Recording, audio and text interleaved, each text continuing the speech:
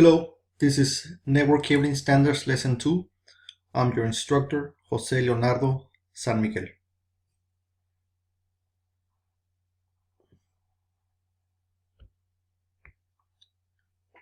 The objectives for this course is to be able to analyze a building and decide which cable to use. Secondly, contractors will be able to identify the campus buildings and their cabling standards.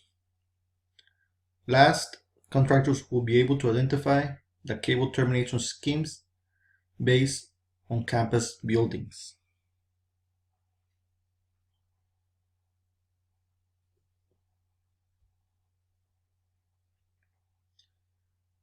At the University of Texas at Brownsville, there are two types of fire ratings for each building. A building is either plenum space or non-plenum space.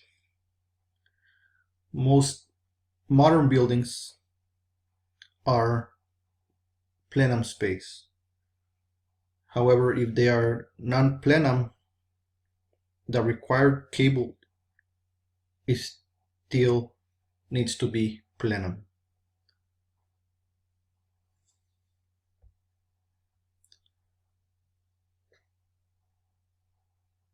At UTB, we have buildings that terminate in T568A and T568B.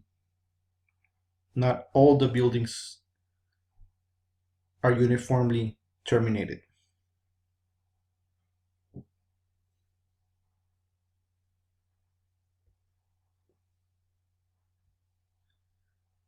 This is a snapshot of the campus, of the UTB campus.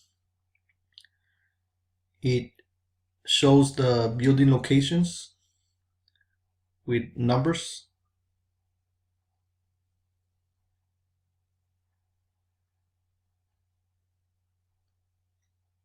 Here we're identifying the names of the buildings. As you can see, we have SETB, RAC, LHS, which is the Life and Health Sciences, the Student Union, the LHS Biology Building, Cabaret Building, Rustenburg, the Lecture Hall, Cortez, M1, M2, Chalker, North, and South.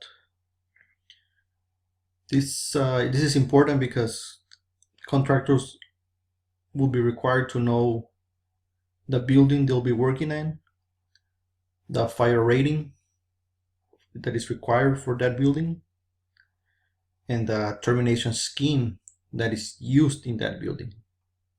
This is very important because if you install the wrong cable or terminate the wrong wiring scheme, then there will be consequences.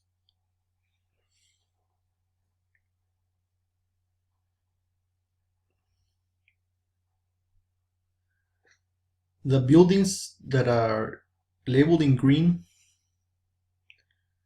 these are the buildings that are non-plenum rated.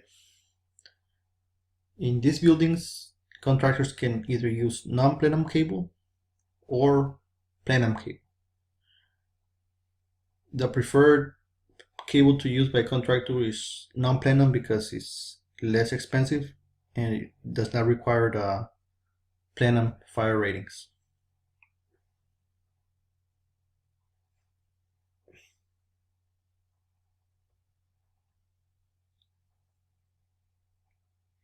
The buildings that are labeled in yellow, those are plenum buildings. In those buildings, only plenum cable must be installed. So from this diagram, it summarizes that SETB, Lecture Hall, M0, they all use plenum cable. LHS, Student Union, Biology also use plenum cable. The older buildings, which is Rustenburg, Cortez, Cabaret, they use non-plenum cable.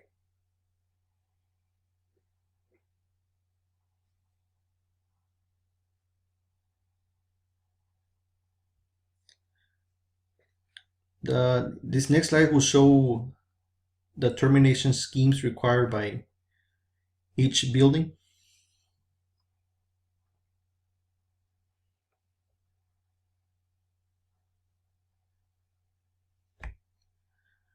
As you can see, there are only 3 buildings on campus that are terminated as T568B. This is ZB, Lecture Hall, and M0. Every other building on campus, the wiring termination scheme is T568A. This is very important.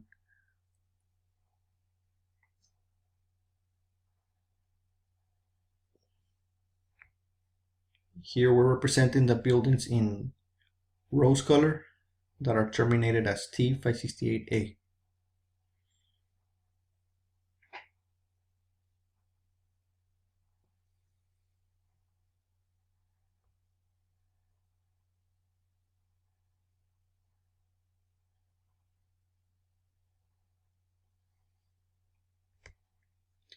It is very important that contractors follow these cabling protocols to use the correct fire rating cable and to do the correct termination schemes.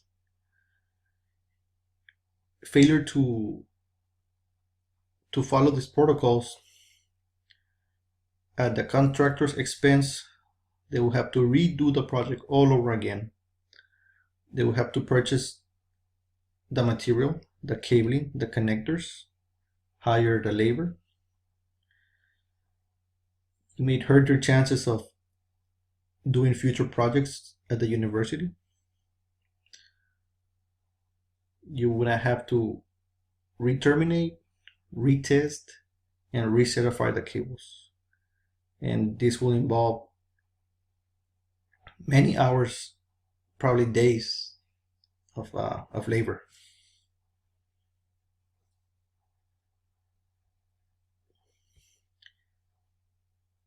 The IT department at the university, which is ITNet, is always available to answer your questions and to help you out and to guide you.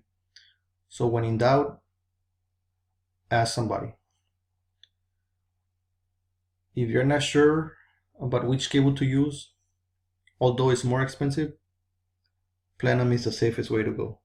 Plenum is accepted in plenum space ceilings and non-plenum space ceilings.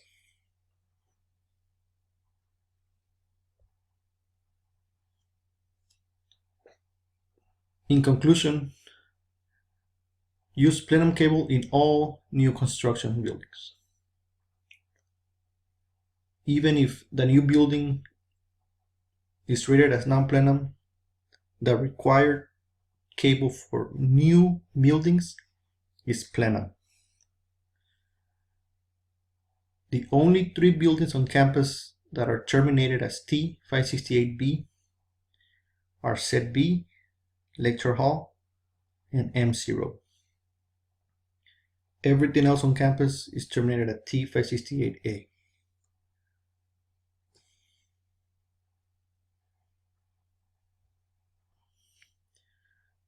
This is a summary of the buildings that are plenum rated and non-plenum rated. Most of the older buildings are non-plenum, and most of the new buildings are plenum rated.